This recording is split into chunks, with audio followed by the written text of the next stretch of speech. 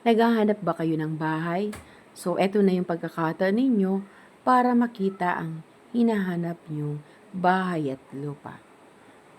Ayan, meron pang kasamang tindahan.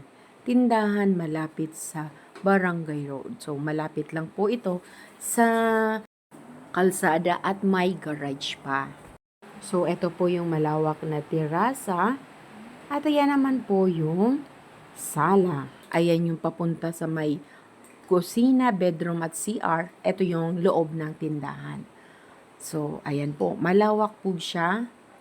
Ayan. Ayan yung kabuuan ng loob ng tindahan. So, kahit ano, pwede ninyong itinda dyan.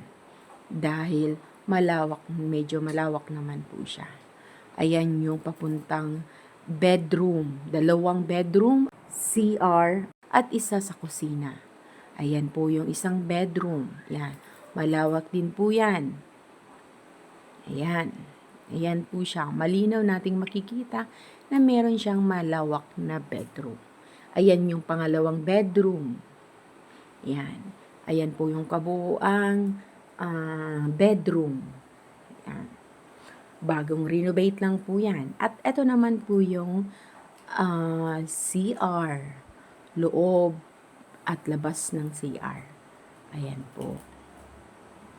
Ayan po yung CR niya. Yung design nyo, bahala po kayo kung ano pa yung pwede ninyong idagdag dyan sa CR na yan. Then, ito yung papuntang kusina. Ayan, kayo na din bahalang mag-design kung ano ang gustong klase ninyong kusina dyan. Meron ng gawa na yung lababo. Ayan, at malawak na backyard. At ito naman yung scenery sa backyard. Yan po yung makikita ninyong view sa likod bahay. Pag nagmumuni-muni kayo, dito nyo makikita or ma-appreciate ang beauty ng scenery. So, ayan. Umaga at gabi, pwede kayong tumambay dyan kasi hindi naman siya nakakatakot. So, napaka-preskong lugar.